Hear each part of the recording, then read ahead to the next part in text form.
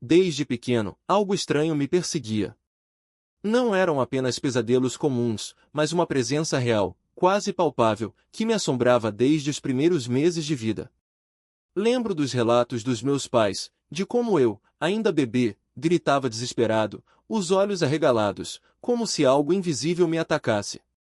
Minha avó, certa vez, entrou no quarto e me encontrou em um estado que ela nunca esqueceu, paralisado, os olhos vidrados, emitindo sons animalescos, como se eu não fosse eu mesmo. Ela disse que, por um instante, tive um olhar que não pertencia a uma criança. Aquilo a deixou tão perturbada que ela hesitou em me cuidar novamente. Com o tempo, a fase passou, mas o medo ficou. Um medo irracional do escuro, como se algo sempre estivesse à espreita. Eu precisava de luz, de barulho, de uma fresta na porta, qualquer coisa para afastar a sensação de que não estava sozinho.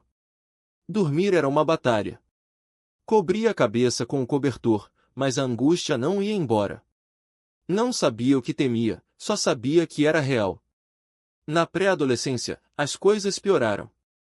Encontrei revistas proibidas no quarto do meu pai, e algo mudou. Os pesadelos se tornaram mais vívidos, mais aterrorizantes.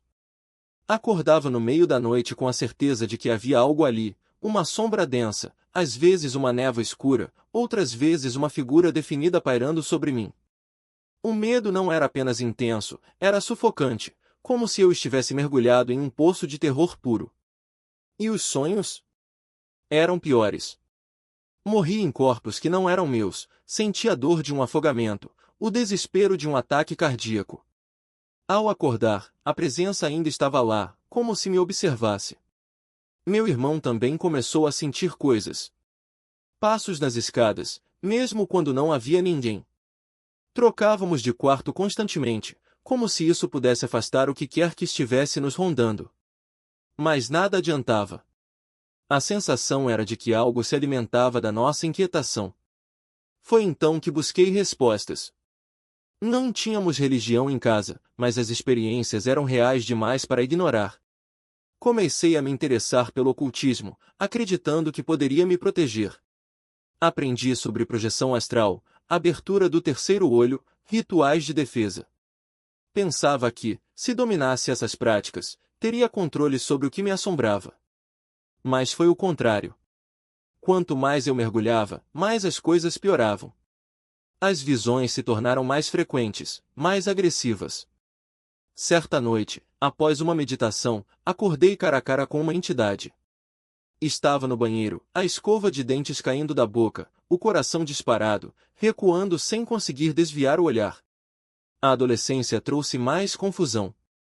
Cresci em uma cidade onde a rebeldia era quase uma tradição. Comecei a fumar maconha, depois a experimentar LSD e outras drogas. E, com elas, as manifestações se intensificaram. O ocultismo deixou de ser uma busca por proteção e se tornou uma obsessão. Queria entender, dominar, enfrentar. Mas tudo o que consegui foi abrir mais portas para o desconhecido. Hoje, olhando para trás, vejo que não era apenas curiosidade. Era uma luta desesperada para sobreviver ao que sempre esteve ali, desde o berço. E, por mais que eu tentasse, o medo nunca foi embora. Ele só mudou de forma. Situação. E, claro, eu não ia ficar de fora. Tomei tudo o que apareceu pela frente, misturando bebidas como se não houvesse amanhã. A última coisa que lembro é de estar no quintal, rindo com um grupo de amigos, quando de repente tudo começou a girar.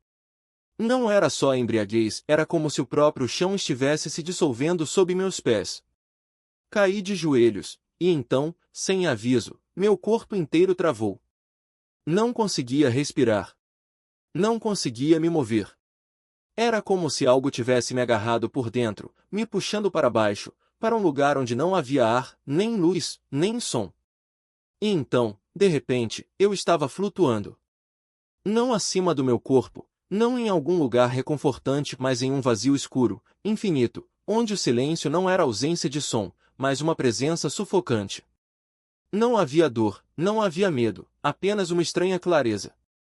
Eu sabia que estava morrendo. E, pela primeira vez em anos, não lutei contra isso. Não gritei, não implorei, não tentei me agarrar a nada. Apenas aceitei.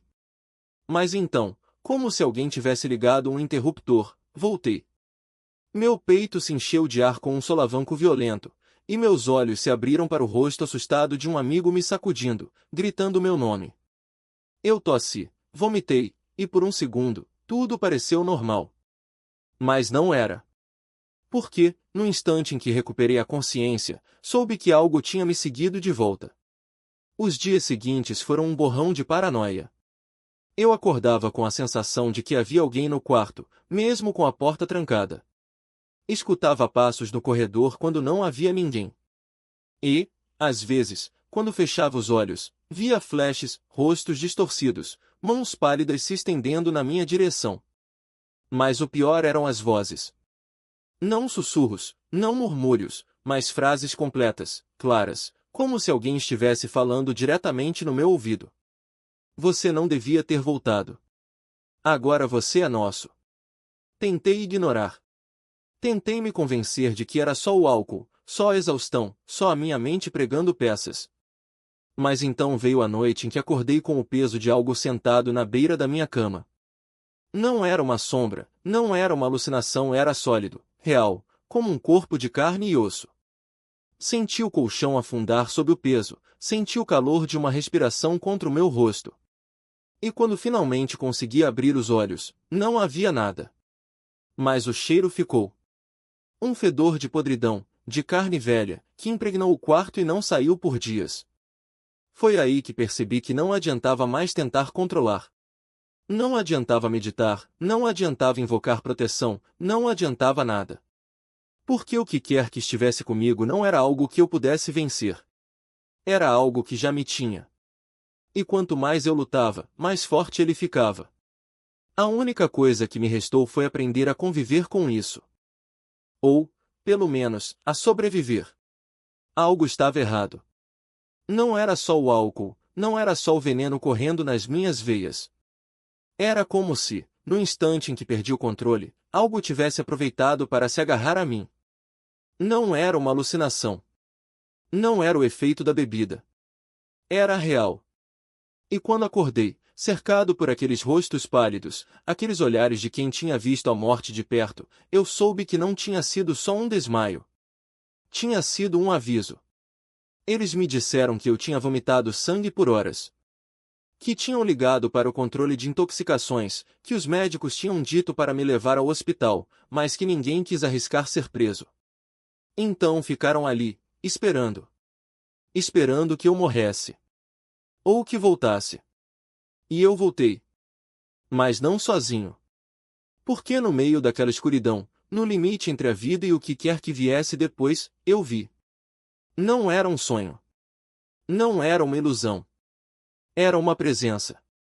Algo que brilhava com uma luz que não pertencia a este mundo, branca, azulada, iridescente, como se todas as cores do universo tivessem sido comprimidas em um único ponto. E então, por um instante, senti algo que nunca mais esqueci, um amor tão puro, tão avassalador, que me atravessou como uma corrente elétrica. Não era humano. Não era deste mundo. Mas estava ali, bem na minha frente, como se dissesse, ainda não é a sua hora. E então eu acordei. Como se nada tivesse acontecido. Como se o corpo que quase se despedaçara minutos antes estivesse inteiro outra vez. Mas algo tinha mudado. Porque, a partir daquele dia, as coisas começaram a acontecer com mais frequência. As sombras se moviam quando eu não olhava. Os sons vinham de lugares onde não havia ninguém. E eu sabia com uma certeza que não podia explicar, que não estava mais sozinho. Foi então que comecei a procurar respostas. Se havia algo além, se havia um mundo invisível, eu precisava entender. Precisava controlar. E foi assim que mergulhei fundo nas práticas que prometiam abrir portas de meditação, projeção astral, rituais antigos. Li sobre os egípcios, sobre os xamãs, sobre qualquer coisa que pudesse me dar acesso àquilo que eu sentia me espreitando nas bordas da realidade. No começo, era só um formigamento na nuca. Um puxão leve, como se algo tentasse me arrastar para fora do corpo. Eu me concentrava, fechava os olhos, respirava fundo, e senti a sensação crescer como se minha alma estivesse sendo descolada, pedaço por pedaço, da carne. Mas nunca passava disso. Até que um dia, depois de meses de tentativas, aconteceu. Foi numa tarde qualquer. Eu não estava drogado, não estava bêbado. Apenas sentado no chão do meu quarto, com as pernas cruzadas, as mãos sobre os joelhos, tentando alcançar aquele estado que já conhecia de cor. Mas dessa vez foi diferente. O puxão veio mais forte, mais rápido. E de repente, eu estava fora. Não foi como nos livros. Não foi uma viagem serena pelo cosmos. Foi um pesadelo em alta velocidade. Imagens de violência, de crueldade, de horrores que não deveriam existir, tudo passando diante dos meus olhos como um filme acelerado. E então, de repente, eu estava fora da Terra. Flutuando no vazio, olhando para o planeta lá embaixo, azul e frágil, como se fosse a coisa mais preciosa e ao mesmo tempo a mais condenada do universo. E então tudo escureceu. Por um segundo, houve paz. Um silêncio absoluto. E então, do nada, apareceu ele. No começo, era lindo. Um rosto perfeito, iluminado por uma luz suave, como se fosse feito de estrelas. Eu pensei, finalmente. Algo bom. Mas então ele começou a se aproximar. E quanto mais perto chegava, mais eu sentia o medo crescer dentro de mim. Não era um medo comum. Era um terror primordial, como se cada célula do meu corpo soubesse que aquilo não deveria existir. E então o rosto mudou. A beleza se distorceu. A luz se tornou fria. E aquele sorriso que começou suave e se transformou em algo grotesco, algo que se alimentava do meu medo. Era como se ele soubesse exatamente o que eu estava sentindo e se deliciasse com isso. Quando chegou perto o suficiente para que eu sentisse seu hálito, se é que aquilo tinha hálito, ele sussurrou, sem palavras, mas com uma certeza que me atravessou como uma lâmina: "Você é meu."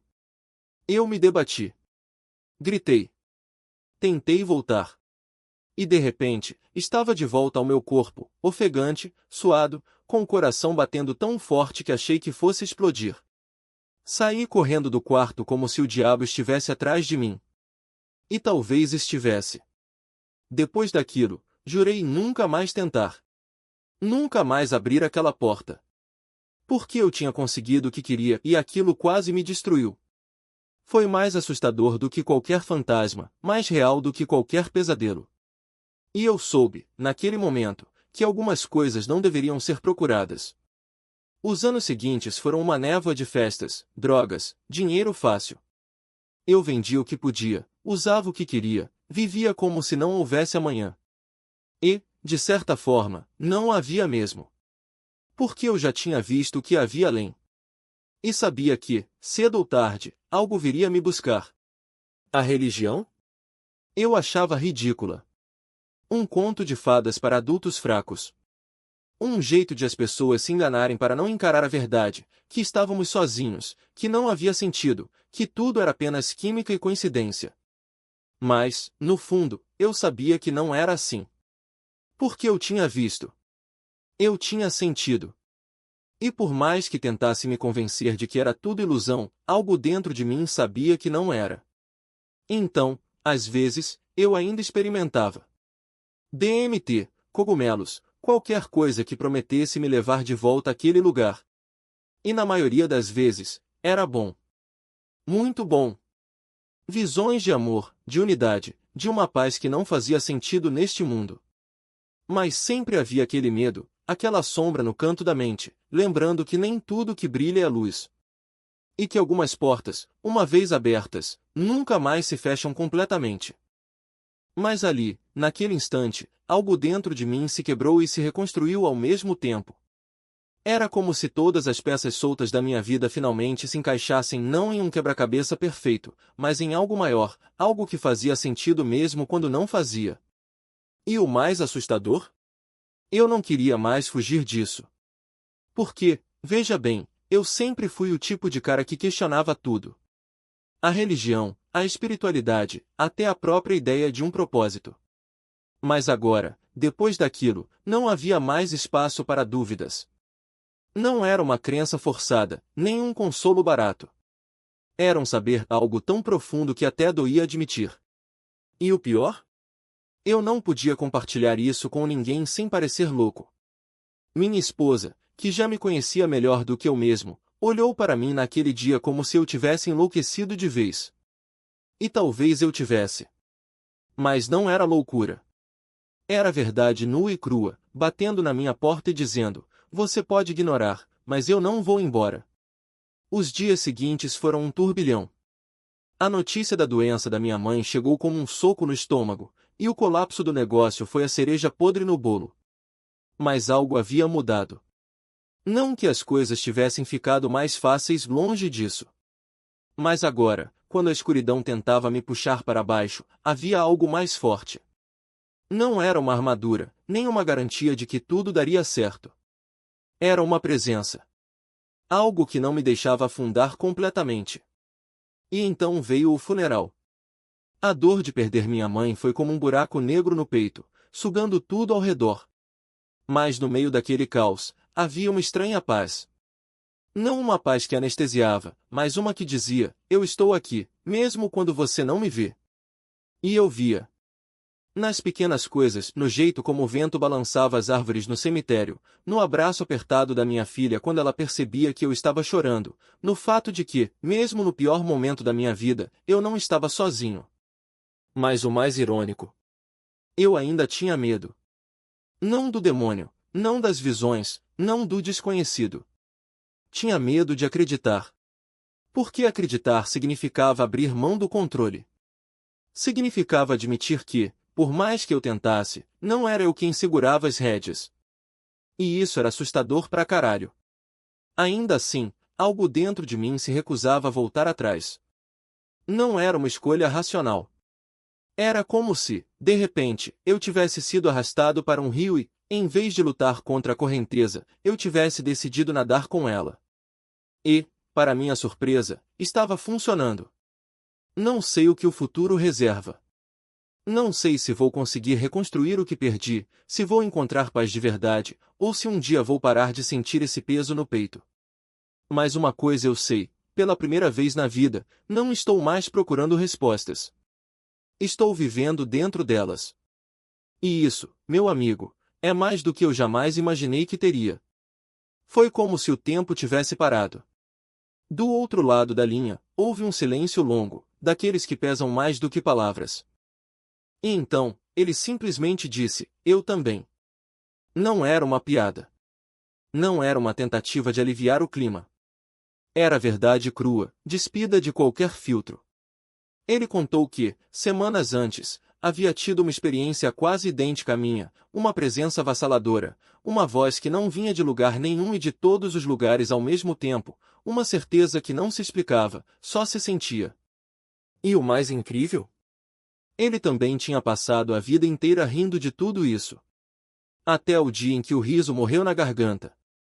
Foi nesse momento que entendi algo que nunca tinha parado para pensar: Deus não nos encontra onde queremos estar.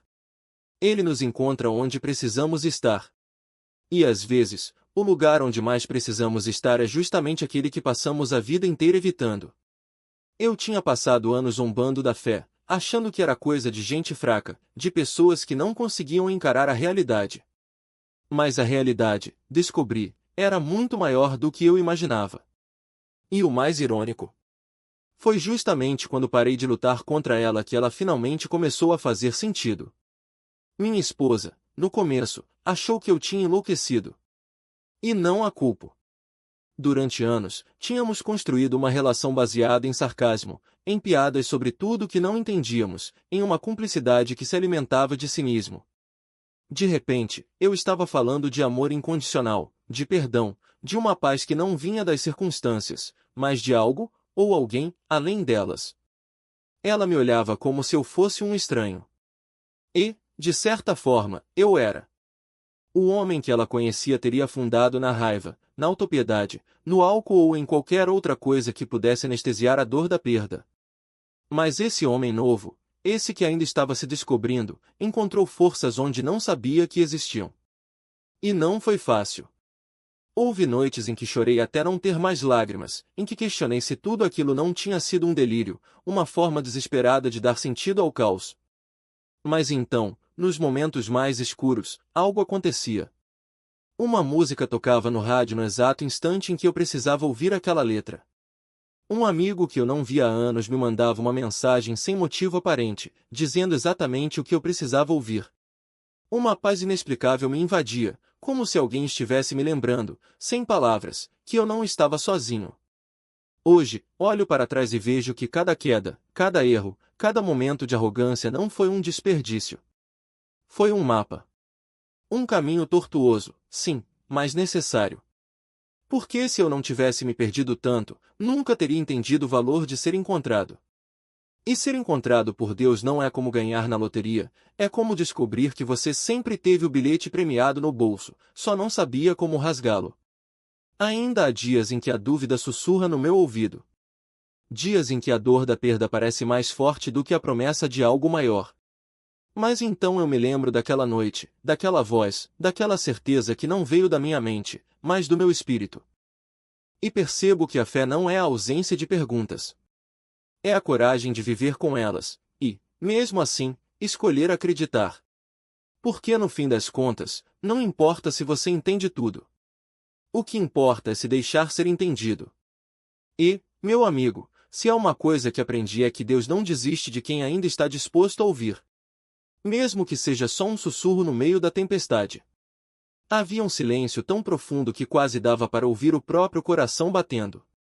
E então ele disse: é curioso, porque isso aconteceu comigo também. Em questão de dias, nós dois percebemos que não era coincidência. As mesmas notas musicais, o mesmo timbre inexplicável ecoando no ouvido. Era como se algo, ou alguém, estivesse sussurrando diretamente para nós. E não era só isso, era o peso da convicção, como se o próprio ar estivesse carregado com uma verdade que não podia mais ser ignorada. Porque, veja bem, quando Deus começa a se mover, ele não segue as regras do que achamos normal. Ele não precisa de permissão para tocar uma vida. Ele não espera que você esteja pronto, que tenha todas as respostas, que tenha limpado a bagunça antes de aparecer. Ele simplesmente chega, no meio do caos, no meio da escuridão, no meio da sua incredulidade, e diz: aqui estou. Você ainda quer me ouvir? E eu sei o que você está pensando, mas e as portas que eu abri? E os erros que cometi? E as coisas que herdei, que nem foram minhas escolhas? Ah, meu amigo, eu entendo. Porque eu também carreguei isso. Eu olhei para trás e vi as rachaduras na minha história, os vícios na família, as portas escancaradas pelo ocultismo, as vezes em que brinquei com forças que não entendia. Eu meditava achando que estava elevando minha consciência, tomava substâncias pensando que estava expandindo a mente, buscava respostas em lugares que prometiam luz, mas só me deixavam mais perdido. E o pior? Eu sabia que algo estava errado. Porque cada vez que eu me aproximava daquilo, a escuridão ficava mais densa, mais pesada, como se algo estivesse me puxando para baixo, me arrastando para um lugar onde a beleza era só uma máscara para o vazio. Eu tive experiências que me deixaram sem chão. Vi coisas que não consigo explicar, figuras que pareciam anjos, mas que exalavam uma frieza que gelava a alma. Ouvi vozes que sussurravam promessas de poder, de conhecimento, de liberdade, mas que, no fim, só me deixavam mais aprisionado. E quando eu finalmente tive aquela experiência fora do corpo, quando me vi flutuando em um lugar que não era deste mundo, eu soube, aquilo não era liberdade. Era um exílio. Era como se eu tivesse entrado em um território proibido, usando um passaporte falso, e agora algo, ou alguém, me encontrasse ali, fora do meu lugar, e dissesse: o que você está fazendo aqui? Porque a verdade é essa, não existe neutralidade no mundo espiritual. Ou você está com Deus, ou está contra Ele. Não existe meio termo. Não existe explorar outras dimensões sem consequências. Não existe curiosidade inocente quando se trata do sobrenatural. Cada porta que você abre, cada ritual que você pratica, cada substância que você usa para transcender, está te levando para algum lugar. E nem sempre é um lugar seguro.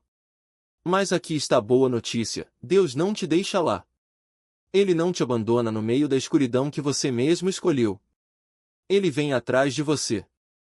Ele te encontra no seu pior momento, quando você está exausto de lutar, quando percebe que todas as suas buscas só te levaram a becos sem saída, e ele te oferece uma saída.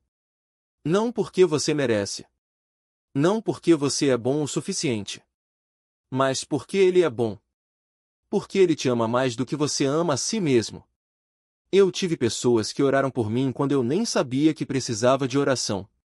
Minha tia Deb, que chorou ao telefone quando eu contei o que tinha acontecido. Um amigo que eu achava ridículo, que insistia em me convidar para a igreja, que me falava da Bíblia quando eu só queria rir. Eles não desistiram. Eles não julgaram. Eles simplesmente amaram, e amaram com uma persistência que só podia vir de Deus. E quando aquele momento chegou, quando eu finalmente parei de resistir, quando eu disse sim, não foi porque alguém me convenceu com argumentos. Foi porque Deus me encontrou. Ele me tocou de um jeito que nenhuma palavra humana poderia descrever. Foi como se ele tivesse estendido a mão no meio da escuridão e dito: chega. Vem comigo. E eu fui.